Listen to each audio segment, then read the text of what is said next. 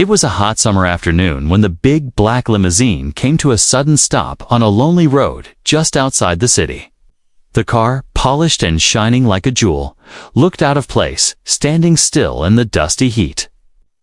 Inside sat a woman who was known across the country as one of the toughest and richest CEOs. Her name was Clara. She was young, beautiful, and smart. But she had also built a reputation for being sharp with her words. People respected her power in business, but many feared her tongue because she never missed a chance to make a cutting. Remarked Clara had been on her way to a meeting when the engine of her limousine coughed, spluttered, and finally died. The driver tried everything he could, turning the key again and again, but the car refused to move. Annoyance quickly rose in Clara's eyes. She tapped her expensive watch, looked at her phone, and sighed loudly.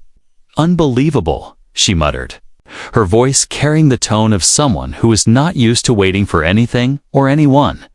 The sight of the motionless limousine soon attracted the attention of people nearby. Workers from a gas station, a group of teenagers, and some townsfolk walking home stopped to watch. It wasn't every day they saw a luxury car worth more than all their houses combined sitting useless on the roadside.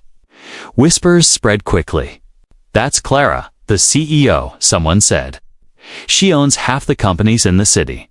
The people began to gather, curious to see how the powerful woman would handle such a small but embarrassing problem. Clara, always one to hide her weakness. Behind humor, leaned against the car and laughed bitterly. Her voice rang out with a mix of sarcasm and pride. "Well," she said loudly enough for the crowd to hear, "if anyone here can fix this engine, I'll marry him on the spot." The people gasped, then burst into laughter. It was clearly a joke, but one that carried the boldness only Clara could pull off. To her, the idea of marrying anyone from the small town was as ridiculous as the thought of her limousine refusing to run. She expected no one would even dare step forward. To her, this was just a way to lighten her frustration and keep her pride intact. Her words, however, struck deeper than she thought. Some of the men in the crowd nudged each other, half laughing, half dreaming. After all, who wouldn't want to marry a CEO, a woman of such wealth and status? But most knew she wasn't serious. They chuckled and shook their heads. To them, fixing the complex engine of a luxury car wasn't something an ordinary person could do. And Clara's challenge was nothing but a passing joke. Yet, in the middle of the laughter, one figure remained still. A man named David stood a little apart from the others, wiping his hands on a rag. He was a mechanic from a small garage in town. People knew him as the quiet type who worked hard every day, never drawing attention to himself. His clothes were worn, his hands rough with grease, and his life very different from the woman who now stood before him. While the crowd laughed, his eyes were fixed on the silent limousine. Clara noticed him looking, and her lips curved into a smirk. She raised an eyebrow as if daring him. Well, no one brave enough. She teased, her laughter ringing again. Her tone carried the arrogance of someone who had everything in the world and believed no ordinary person could rise to meet her words. The crowd chuckled once more, enjoying the unusual scene. For them, this was entertainment, a break from the dull routine of their day. The CEO stranded, her limousine powerless, and her sharp tongue throwing out impossible promises. It was like something out of a story. Inside, though, Clara felt a strange mixture of irritation and thrill. She loved being the center of attention, even if the situation was inconvenient. The broken limousine embarrassed her, but it also gave her a stage. She thought her joke would be forgotten in minutes, replaced by laughter and whispers as soon as she drove off in a replacement car. But fate had a different plan. What Clara did not know was that her casual laughter and impossible promise would set into motion something she could never have imagined. The crowd might have seen only a joke. But David, the quiet mechanic, heard her words differently. To him, it was not just humor, it was a challenge. At that moment, the hot wind blew across the road, and the limousine stood like a useless statue. Two worlds stood face to face, the glittering, powerful world of a CEO who had everything, and the humble, hard-working world of a man who had little but his skill and his pride. And though no one realized it yet, that broken engine was about to become the bridge between them. The laughter of the crowd lingered in the air, bouncing around like the summer heat waves rising off the pavement. Clara, the CEO, stood with folded arms, her designer sunglasses reflecting the gawking faces around her. She thought the whole thing was an amusing spectacle. In her mind, none of these small-town folks could possibly touch her sleek luxury limousine, let alone repair it. Her promise, if anyone can fix this engine, I'll marry him, was nothing but a joke meant to hide her irritation. But not. Everyone was laughing. At the edge of the small crowd, leaning against the wall of a nearby workshop, stood David. He was tall, broad-shouldered, and carried himself with a quiet dignity that often went unnoticed by people who judged only appearances. His dark skin glistened with sweat from a morning spent repairing a tractor, and his hands bore the marks of years spent in labor, calloused, scarred, but steady. David wasn't like the others. He didn't laugh, nor did he scoff. He simply looked at the stranded limousine with a mechanic's eyes, trained to see what others could not. While the crowd saw a symbol of wealth lying defeated on the roadside, David saw an engine, a puzzle, a machine that could be understood, repaired, and brought back to life. The small town knew David well. He was the humble mechanic, the one who could fix anything with wheels and an engine. From rusty farm trucks to the mayor's broken-down SUV, David had mended them all. Yet despite his talent, his life had been hard. He lived in a modest one-room house at the edge of town, caring for his aging mother and working long hours to make ends meet. People respected him, but no one had ever looked at him with the kind of awe reserved for men of wealth and power. To most, he was just another hard-working man blending into the background of their lives. But in that moment, fate pushed him forward. Clara tapped her foot impatiently, her eyes scanning the crowd. No takers. She asked mockingly. Didn't think so. Her tone dripped with arrogance, and some in the crowd laughed nervously. It was then that David wiped his hands on his rag, stepped away from the workshop wall, and began walking toward the car. The laughter faded into murmurs. Is he really? Someone whispered. Another shook his head. That's David. Sure, he's good with old pickups, but this is a European limousine worth more than the whole garage he works in. David ignored the voices. He walked calmly, his steps unhurried, his gaze fixed on the car rather than the woman who owned it. Clara noticed him and arched an eyebrow. She tilted her sunglasses down just enough to give him a cold, amused glance. And who might you be? She asked, her lips curling into a half-smile. Just a mechanic, David said simply. His voice was deep, steady, and carried a quiet confidence that surprised some of the onlookers. The crowd chuckled again, waiting for Clara's response. She gave a short laugh and shook her head. A mechanic, she repeated, as though the word itself was amusing. And do you think you can fix a car like this? This isn't some rusty old pickup, you know? David looked at the limousine, not at her. An engine is an engine, he said. They all have a way of speaking to those who know how to listen. His words, simple as they were, silenced the crowd for a moment. Clara tilted her head, intrigued despite herself. She was used to men trying to impress her with wealth, charm, or bold words. But this man, in his oil-stained shirt and worn boots, spoke with a calm certainty that unsettled her. She smirked, raising her chin. Fine then. Show us what you can do. But don't expect me to keep promises made in laughter. David nodded, not needing to hear more. he crouched beside the limousine, his hands moving with practiced ease as he opened the hood. The smell of heated metal and oil rose into the air. The crowd pressed closer, craning their necks to watch. Some whispered bets on whether he'd even know where to start. Others shook their heads, already predicting failure. Clara leaned against the car, arms still folded, watching him with a mixture of amusement and curiosity. Part of her wanted him to fail after all. It would confirm her belief that no ordinary man could handle something built for the elite.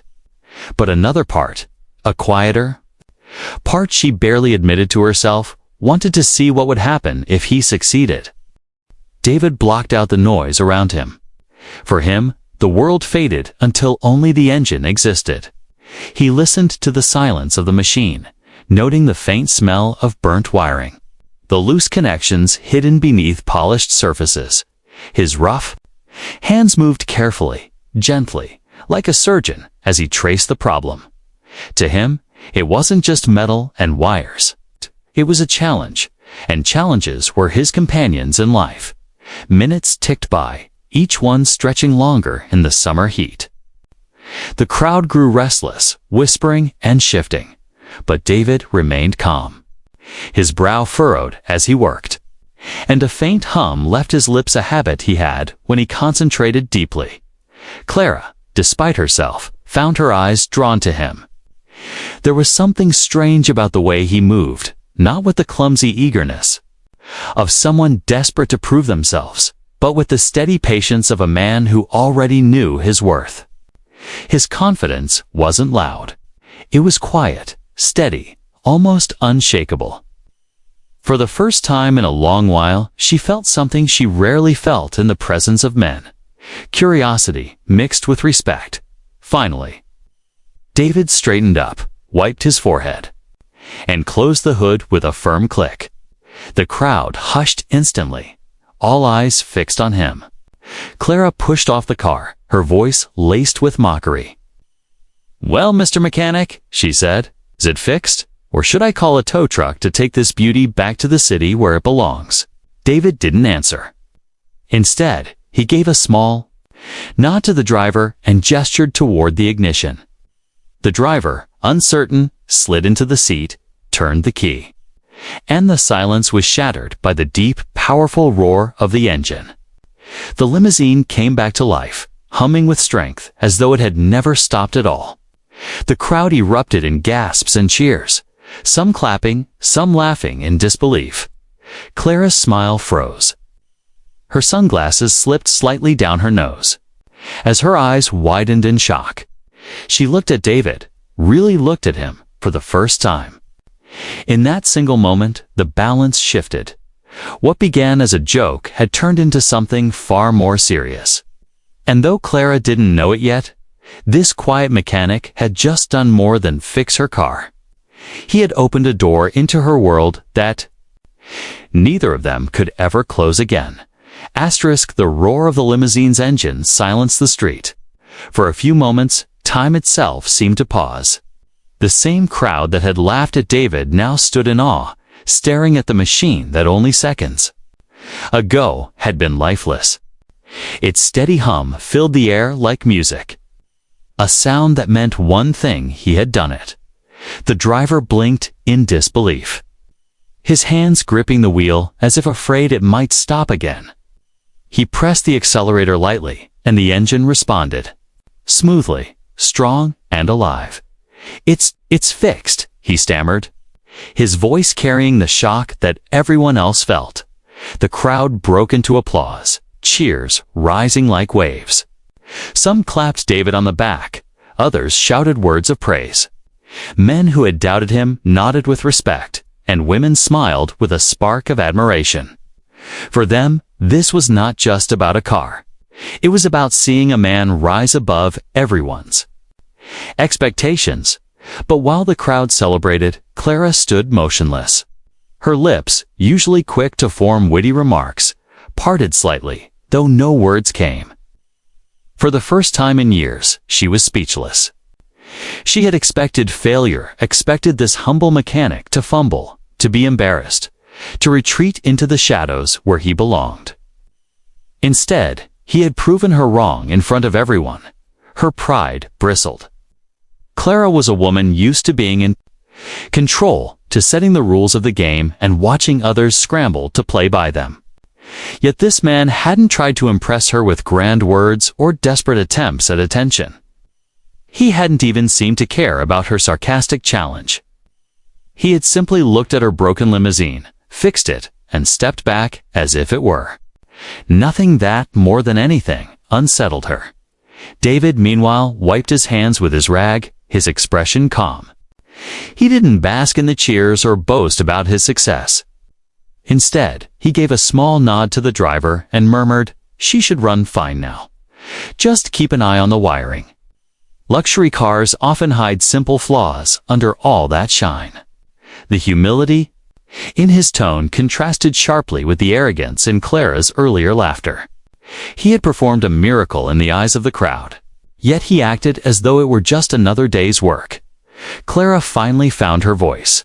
"Wait," she said sharply, stepping forward. The crowd hushed again, sensing the tension.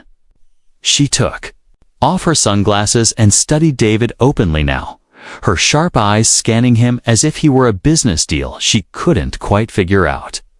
"You fixed it," she said, her tone caught somewhere between disbelief and irritation.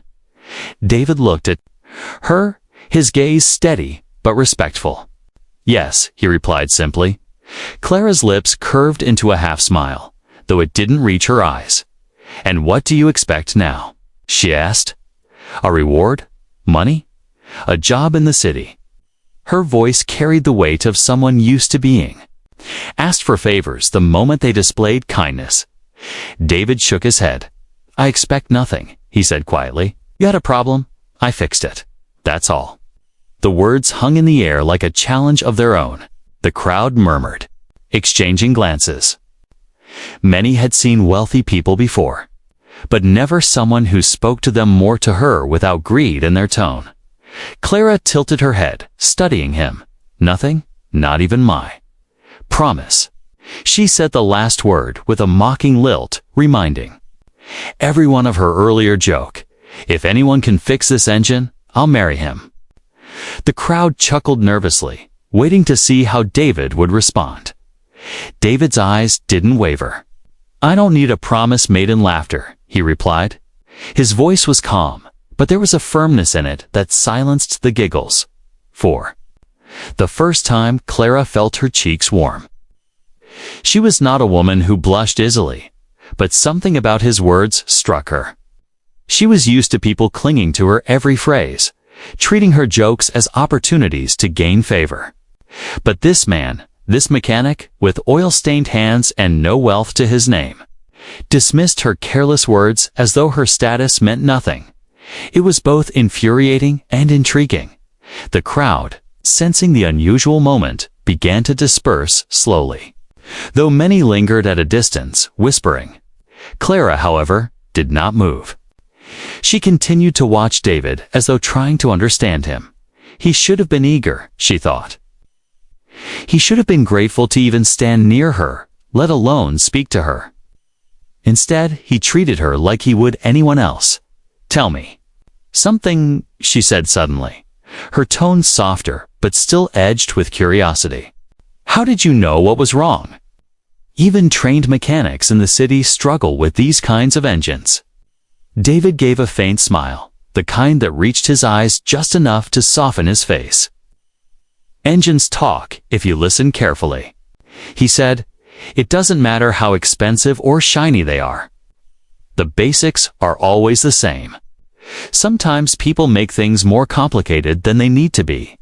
His answer wasn't just about cars, and Clara knew it. She raised an eyebrow, realizing that beneath his humble appearance lay a sharp mind and a wisdom she wasn't used to hearing outside boardrooms. "Sometimes people do complicate things," she admitted quietly, almost to herself. For a long moment, the two stood there. The CEO in her tailored clothes and the mechanic in his worn shirt, staring at each other across the invisible wall of status and wealth that separated them. The crowd had faded away now, leaving only silence, the purring limousine, and the heat of the summer sun pressing down. Finally, Clara broke the silence with a smirk, trying to regain her usual composure. "Well, David," she said, finally using his name after overhearing it whispered among the crowd. "You've managed to surprise me. Not many men can do that." David gave a small nod, as if her words were nothing more than a polite remark. "I wasn't trying to," he replied. "I was just doing my job." And with that, he began to turn away. Heading back toward his small garage, Clara watched him go, her heart beating faster than she wanted to admit. For years, men had tried to win her over with money, charm, or ambition. But none of them had walked away from her as if she were just another person, none except this man. And that, she realized with a strange twist in her chest, was exactly why she couldn't stop thinking about him. The ignition clicked. For a heartbeat, there was nothing, just the tense silence of dozens of eyes waiting, breaths held tight in their chests. Then, like a lion waking from slumber, the limousine's engine roared back to life. The low, powerful hum filled the air, deep and smooth, a sound so commanding it almost seemed alive. The crowd gasped. Some clapped, others whistled, and a few shook their heads in disbelief. It wasn't just that the car was running again. It was how quickly and effortlessly David had done what seemed impossible. For weeks to come, people would remember this moment. The day the humble town mechanic brought a millionaire's car back from the dead in minutes. The driver revved the engine, grinning as the vehicle responded perfectly, stronger than before. "She's better than ever," he said, his voice trembling with relief and admiration. Clara stood still, her eyes fixed on the humming limousine, her mind spinning faster than the engine itself. Her carefully crafted world, wealth, power, and prestige drew the line between us and them, had just been shaken. A man with no degree from an elite school, no designer suit, no corporate title, had succeeded where she had expected failure. It wasn't supposed to happen this way. She had laughed when she made the promise, "If anyone can fix this engine, I'll marry him." It had been a shield, a careless joke to cover her irritation. Yet now, as the limousine purred smoothly behind her, those words hung heavier in the hot summer air. The crowd hadn't forgotten them, and neither had David. "Unbelievable," one of the bystanders muttered. "She said she'd marry whoever fixed it. Well, he fixed it." The whisper traveled quickly, spreading like sparks in dry grass. Soon, the crowd was buzzing with excitement, their eyes darting between Clara and David. Clara heard the murmurs, and her chest tightened. She adjusted her sunglasses nervously, a gesture that felt strangely unlike her. She was the CEO who commanded boardrooms, who stood fearless in negotiations with men twice her age, who had faced scandals and rumors and crushed them under her heel. But here she was, unsettled, caught in the grip of her own words. David, on the other hand, seemed unfazed. He stood with his rag still in hand, his posture relaxed, his face calm. He didn't demand her attention. He didn't smirk at his success. He didn't even look at her like the rest of the crowd did, hungry, curious, eager to see her reaction. Instead, he looked at the car, nodded slightly, and said, "She'll run well now. Just don't let the wiring go unchecked next time." His voice was quiet, almost humble, but to Clara, it echoed louder than the cheers of the crowd. Here was a man who had just humiliated her pride in the most unexpected way. He wasn't trying to collect on it. He wasn't showing off. He wasn't begging for recognition. He had simply fixed what was broken, as though that was enough. And for some reason, that rattled her more than anything. The crowd wasn't about to let her slip away so easily. Someone called out, "So, Miss CO, are you going to keep your word?" Another voice chimed in, half joking, but with an edge of seriousness. "A deal's a deal. Laughter spread again, but this time it wasn't the same mocking laughter as before.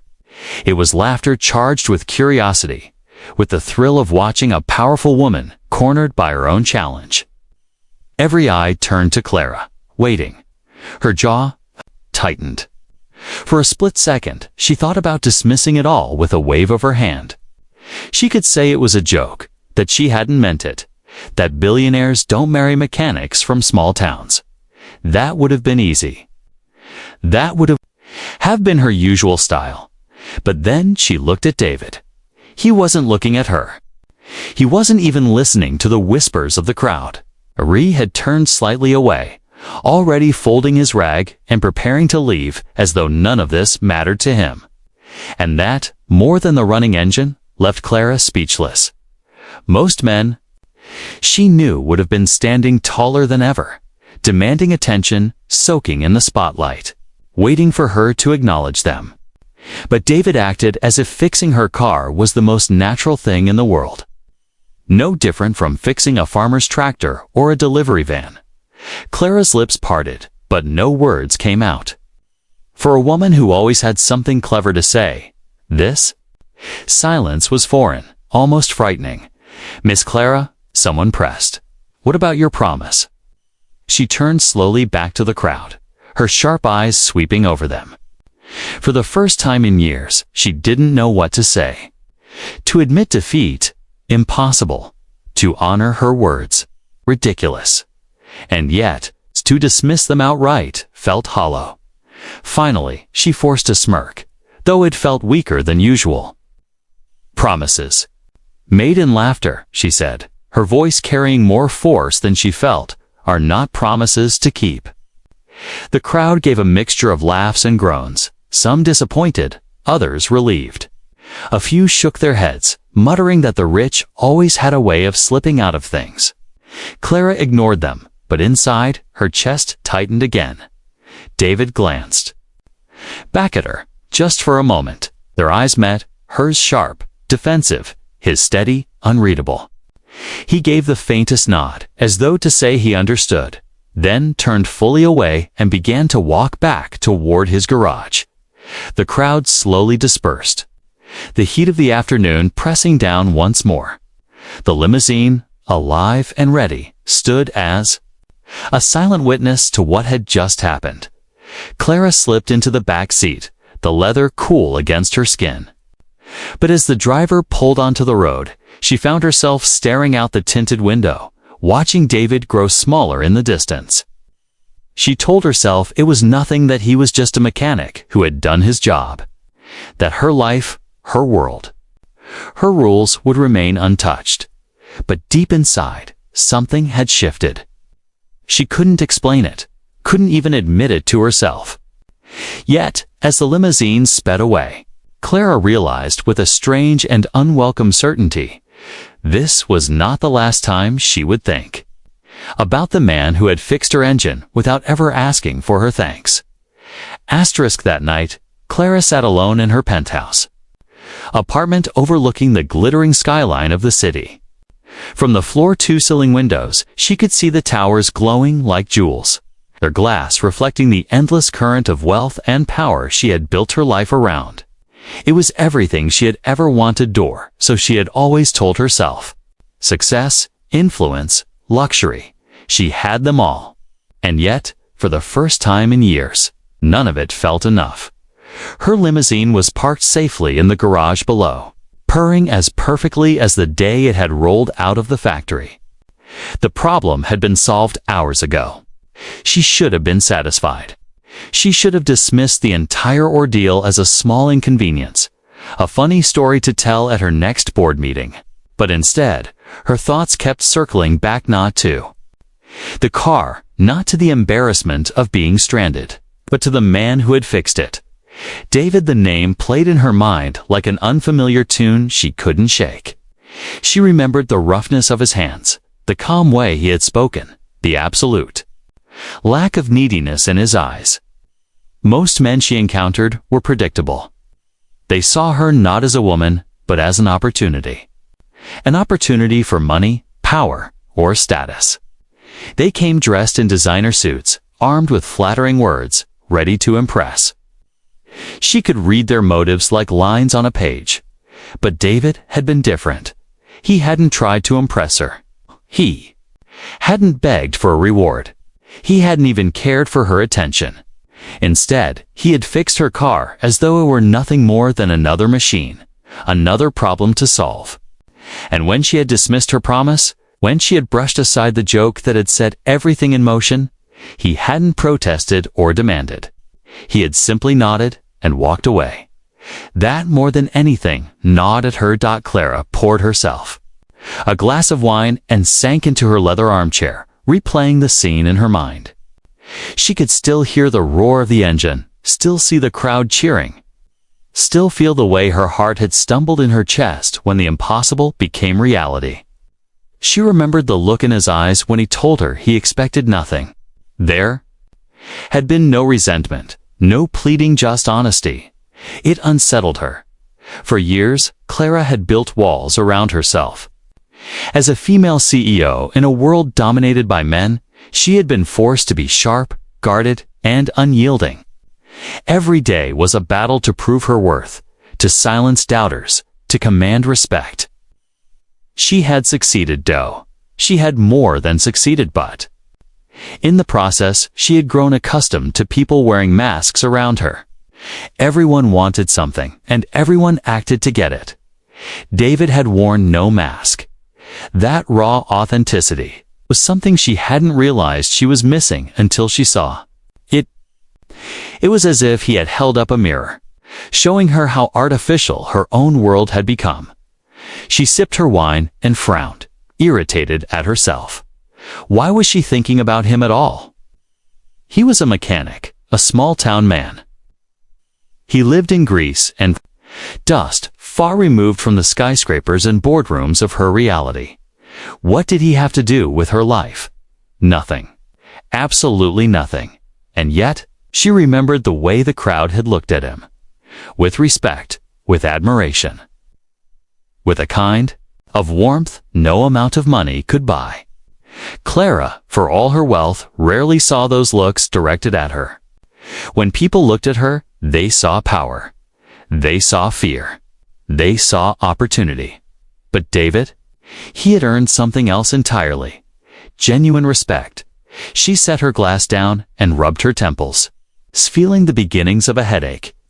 This is ridiculous, she muttered aloud to herself. I don't have time for this. Her schedule for the week was packed. Board meetings, investor calls, charity galas. Every hour of her life was accounted for.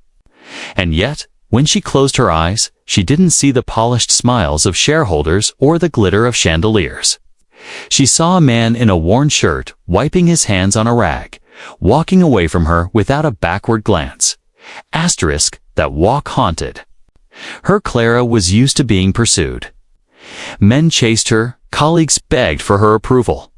Competitors tried desperately to outsmart her. But David had done none of that. He had left, unshaken, uninterested. It was as if she were the one invisible to him. That simple reversal, her being the one left wondering, the one unsettled, was a feeling she hadn't known in years.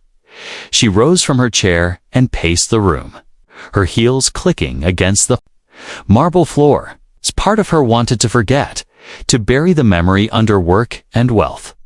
Another part, a softer part she thought she had long buried, whispered that maybe she shouldn't. For all her success, Clara knew she was lonely. Surrounded by admirers, yet untouched by sincerity. Her relationships, if they could be called that, were shallow, built on contracts and convenience. No one ever looked at her the way David had. Looked at that engine with patience, with understanding, with quiet focus, and the thought lodged deep in her chest. What if she needed more than power? The idea frightened her. It felt like weakness, but it also felt like truth. Clara walked to the window again, looking down at the glittering city. Cars moved like ants below, their headlights glowing against the darkness. Somewhere out there, in a quiet little town far removed from this shining skyline, a mechanic was probably asleep. His day's work finished, his world simple. Her lips tightened into a faint, bitter smile. She had laughed when she made that promise. But maybe, just maybe, it wasn't such a joke after all. The realization hit her harder than she wanted to admit. David had not only fixed her engine, in some strange, uninvited way, he had cracked something open inside her, a realization she could no longer ignore. Asterisk. The days after the limousine incident should have been like any other for Clara. Her calendar was full, her assistants buzzed around her with updates, and the stock tickers flashing across her office walls reported the steady rise of her empire. On paper, her life was flawless. Yet beneath the polished surface, she found herself restless. In meetings, her mind wandered. At charity dinners, surrounded by elegant gowns and crystal glasses, she caught herself scanning the faces of the room, searching unconsciously for someone who did not belong there. At night, as she lay beneath silk sheets in her penthouse suite, she thought of the mechanic, the man who had walked away without asking for anything. David, she tried to brush it off as curiosity. That was safer. After all, she was Clara, the CEO who bent markets with her decisions. What did it matter if a small-town mechanic had caught her attention? But the thought refused to let go. It lingered, a quiet whisper in her chest, reminding her of how it had felt to be looked at not as a title, not as a bank account, but simply as a woman standing in front of a problem. One evening, as the city lights shimmered beneath her windows, she made a decision. Tomorrow, she told herself, I'll go back to that town. It was foolish, ridiculous, even, but something in her heart pushed her forward. The next afternoon, Clara's limousine rolled into the dusty town once again. Heads turned as the car pulled up in front of a modest garage with a faded sign that read David's Auto Service. Unlike the gleaming glass towers of her world, this place was small, simple, and practical. A single fan word in the corner. Tools were scattered on wooden benches. The air smelled of oil and iron. David was bent over the hood of a truck when he noticed the limousine.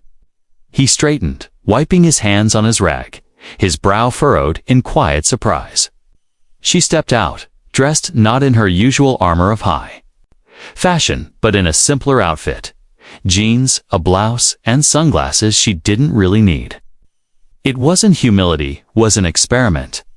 She wanted to see if she could walk into his world without the weight of her empire on her shoulders. Back so soon? David asked, his tone calm, neutral. Not mocking, not admiring, just a statement. Clara hesitated, then gave a faint smile. I figured I should thank you properly. Last time, things got away from me. He shrugged. You don't owe me thanks. The car needed fixing. I fixed it. That answer again. So simple, so disarming. She felt her defenses rise automatically, the way they always did when she wasn't in control. But instead of retreating, she found herself stepping closer, watching him as he adjusted a wrench with steady hands. Still, she pressed, I'd like to buy you dinner. As a gesture, the words felt strange on her tongue. She wasn't used to offering gestures. People offered them to her. David paused, studying her face. His eyes were dark and thoughtful, searching for the motive behind her words. For a long moment, he said nothing, and Clara felt her cheeks warm under his quiet gaze. Finally, he nodded once. All right, dinner. That evening, they sat across from each other in a small diner at the edge of town. No chandeliers, no wine lists, no hushed waiters, just wooden booths, checkered tablecloths, and the smell of fresh coffee. Clara felt out of place at first, but as the minutes passed, she began to relax. There was something comforting about the simplicity of it, about the way people around them laughed openly without worrying about appearances. David ordered coffee and a steak. Clara surprised herself by skipping the imported wine and choosing the same dot. At first, their conversation was hesitant. She asked about his work, his family, his life in the town. He answered with honesty, but without embellishment. She learned. He lived with his mother, that he had started working with engines as a boy, that he found joy in solving problems no one else could solve. He spoke not of ambition, but of purpose, and slowly, Clara found herself talking to not about quarterly earnings or international deals, but about her childhood, about the long nights she had spent studying, about the loneliness of being admired, but never truly known. David listened, really listened. Not once did he interrupt to offer advice or steer the conversation toward himself. He simply absorbed her words, nodding occasionally, his gaze steady and present. It unnerved her at first, but then it soothed her. For once, she wasn't a CEO defending her empire. She was just Clara when they left the diner. The sun had already dipped below the horizon, painting the sky in streaks of violet and gold. They walked side by side down the quiet street. There. Footsteps soft against the pavement. "You don't have to come back here," David said suddenly. His tone wasn't cold, but matter-of-fact. "Your world. It's not this world. You don't owe me anything." Clara stopped walking. Something inside her tightened. A mix of pride and vulnerability. "Maybe I don't owe you," she said. Softly, "but maybe I want to." David turned to her, his expression unreadable. For a long moment, they simply looked at each other. Two people from opposite ends of life spectrum standing in the same small-town street. Clara felt the weight of her empire pressing at her back, but in David's gaze, she saw something lighter, something she hadn't realized she was desperate for. Freedom. When she finally returned to the city that night, the skyline looked different. The lights seemed colder, the glass towers sharper, the noise of traffic emptier. For the first time, her penthouse felt less like a triumph and more like a cage. Clara poured herself a glass of water and stared out the window. She had crossed into his world for a single evening, and it had changed her. She had seen a life built not on power, but on honesty, not on wealth, but on purpose. And though she didn't yet know what it meant, she knew one thing for certain. She would go back, because David hadn't just fixed her engine. He had stirred something inside her heart that no boardroom victory had ever managed to touch. Asterisk. Clara returned to the little town again and again in the weeks that followed. At first, she excused her visits as checking up on the limousine. But she and David both knew the car was fine. Each time she arrived, her luxury vehicle gleamed on the dusty road like a visiting alien. But she cared less and less about the whispers it stirred. What mattered was the man in the garage, the one who always greeted her with that same calm nod. As though her presence were the most ordinary thing in the world, it was strangely refreshing. In her city life, every appearance she made was an event. Every dinner, every speech, every glance was measured, calculated, and noted in society columns. But here, when she walked into the diner with David, the waitress simply smiled, handed her a menu, and asked, "Coffee again?" as if she were any other customer. No one bowed, no one fawned, no one whispered behind her back. With David, she wasn't Madam CEO. It was just Clara. Their conversations stretched longer each time they met. At first, they talked about her empire of boardrooms and skyscrapers, his quiet garage full of engines and grease. But as the days unfolded, their words wandered deeper. Clara found herself confessing things she had never spoken aloud before. The crushing loneliness of her success. The burden of always being admired but never truly understood the way she sometimes looked at her penthouse and felt it echo with emptiness. David listened without judgment. He didn't offer cliches or false comfort. He simply heard her, and in his silence, she felt seen in a way she hadn't in years. In return, he told her about his life, his late father, who had taught him how to repair engines, his mother, who his mother, who depended on him, his dream of one day owning a bigger garage so he could employ other men in the town. His words carried no grand ambition, no hunger for power. They were simple, grounded dreams, but to Clara, they sounded more honest than the flashy visions of every billionaire she had ever met.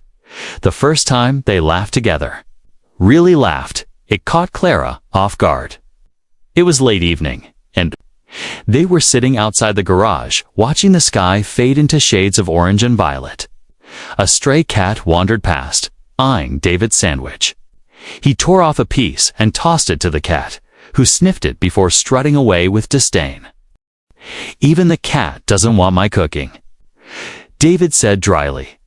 Clara burst into laughter, unrestrained, genuine, the kind of laughter she hadn't felt in years. She clutched her stomach, tears prickling her eyes, while David just looked at too. Her with a faint, amused smile. When her laughter finally faded, she caught him watching her. For a moment, their eyes held, and Clara felt something stir in her chest. Not the dizzy, fleeting spark she had known from shallow romances of the past, but something steadier, warmer, more real, of course. Their worlds didn't stop colliding. Sometimes, Clara's wealth slipped through despite her attempts to hide it. Once, she offered to pay for a full renovation of David's garage, casually mentioning it over coffee. He had set his cup down firmly and shaken his head. "I don't need saving," he said quietly, his tone steady but not unkind. The word struck her harder than she expected. She had thought of it as generosity, as kindness. But David didn't want her money. He wanted to stand on his own. And strangely, that only made her admire him more. Another time, David came to the city with Herge once to see the world. She lived and she took him to a gala, dressed him in a suit that still felt awkward on his broad shoulders. The room glittered with diamonds and champagne, but David stood like a rock in the center of it all, unmoved. When men tried to belittle him with slick smiles and coded jabs, he simply answered with calm dignity. When women eyed him with curiosity, he offered polite nods, but nothing more. He belonged nowhere in that world, and yet, somehow, he belonged everywhere, because he carried himself without pretense. Clara watched him from across the ballroom, her chest tight. For the first time, she realized she wasn't ashamed of being seen with him.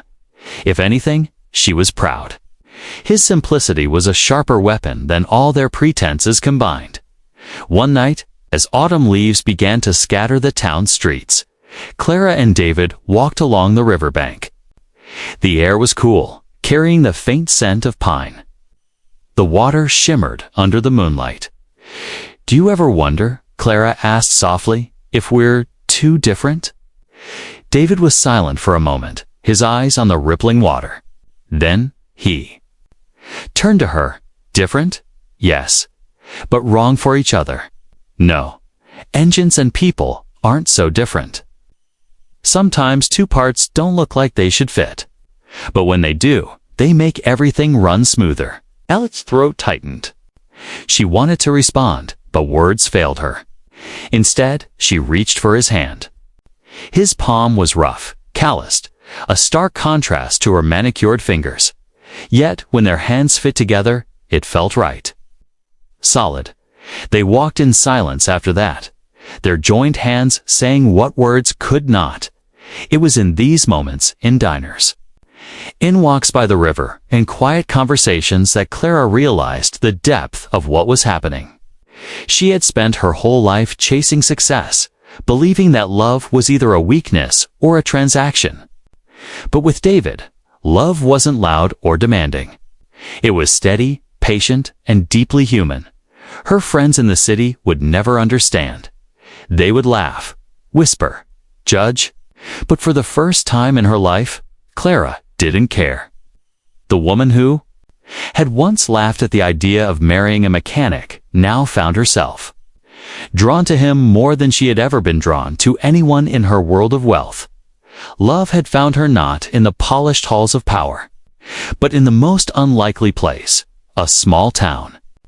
Garage, in the heart of a man who expected nothing from her except honesty. Asterisk, the morning was alive with whispers. In the small town, people gathered on sidewalks, leaning against fences, peering curiously toward the little white chapel that had not seen such excitement in decades. It was a place where farmers had married their sweethearts, where families had baptized children, where funerals had been held with quiet dignity. But today, it held something extraordinary. Today, a woman whose face often appeared on the covers of business magazines was walking down its aisle to marry a mechanic glare a lot. For weeks, rumors had spread through both the town and the city. Some called it madness, others a fairy tale. The CEO and the mechanic, they said with awe, shaking their heads as if it were a story too wild to be true. But here it was, unfolding in plain sight. The limousine, polished to perfection, stood parked outside. Ironically, the very car that had broken down months ago, the car that had brought Clara and David together, now gleamed like a symbol of fate's strange humor. It had once been the cause of laughter, but today it carried the bride inside. The chapel Clara stood before a mirror in the small dressing room. For years, she had worn power suits, jewels, and designer gowns that commanded respect. Today, her dress was simple, elegant, but unpretentious, flowing white silk without glitter or excess. For once, she didn't want to look like the CEO. She wanted to look like herself. Her hands trembled slightly as she adjusted the veil. Not from doubt, but from something deeper, the gravity of this choice. She remembered the moment she had laughed on that dusty road, mocking the crowd with her careless promise. If anyone can fix this engine, I'll marry him. She had meant it as a joke. But here she was, about to keep it not out of obligation, but out of love. A knock on the door pulled her from her thoughts. Her driver peeked in, smiling softly. "It's time," he said. The chapel was full. Townsfolk filled the pews, their faces glowing with pride and excitement. Some of Clara's closest business associates had traveled down as well, looking out of place in their tailored suits, but secretly fascinated by the simplicity of it all. The air buzzed with an unusual mix of laughter, disbelief, and quiet joy. At the front stood David. His suit was modest, but he wore it with a dignity that made it seem like the finest attire. His posture was calm, his hands steady, though his eyes betrayed a quiet intensity as they searched for her. When Clara finally stepped into the aisle, the crowd hushed. Sunlight poured through the stained glass windows, spilling colors across her dress as she walked. Her heart pounded, but her steps were steady. She kept her eyes on David, and in that gaze, she found her anchor. Every step felt like a bridge between two worlds. The polished world she had known, full of skyscrapers and luxury, and the grounded world David lived in, full of grease and honesty. And as she walked, she realized that this was not her leaving one world for another, was the merging of both into something new. When she reached him, David offered his hand. She took it without hesitation. His grip was firm, steady, exactly what she needed. The ceremony began.